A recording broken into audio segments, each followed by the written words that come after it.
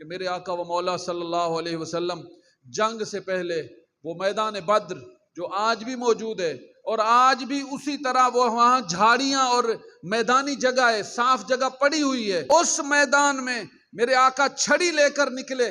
حضور کے ہاتھ میں چھڑی تھی، صحیح بخاری کی روایت ہے، حضور چھڑی کے ساتھ ایک دائرہ کھینچتے، پھر دوسری جگہ پر حضور چھڑی کے ساتھ ایک دائرہ کھینچتے، پھر اور جگہ پر حضور نے ایک دائرہ کھینچا۔ غلاموں نے عرض کیا یا رسول اللہ یہ کیا ہے؟ فرمایا ھذا مصرع فلان ابن فلان، ھذا مصرع فلان ابن فلان، ھذا مصرع فلان ابن فلان۔ ان جملوں کا معنی یہ بنتا ہے، فرمایا میں ابھی نگاہ نبوت سے دیکھ رہا ہوں، یہ سامنے جو کافر اتراتا پھر رہا ہے، اس دائرے میں فلاں کافر کی لاش کل پڑی ہوگی، اس دائرے میں فلاں کافر کی لاش پڑی ہوگی، اس دائرے میں فلاں کافر کی لاش پڑی ہوگی۔ صحابہ اکرام فرماتے ہیں جب اگلی صبح جنگ ہوئی، ہم نے دیکھا جس دائرے پر حضور نے جس کافر کا نام لکھا تھا، اسی دائرے میں اسی کافر کی لاش پڑی ہوئی تھی۔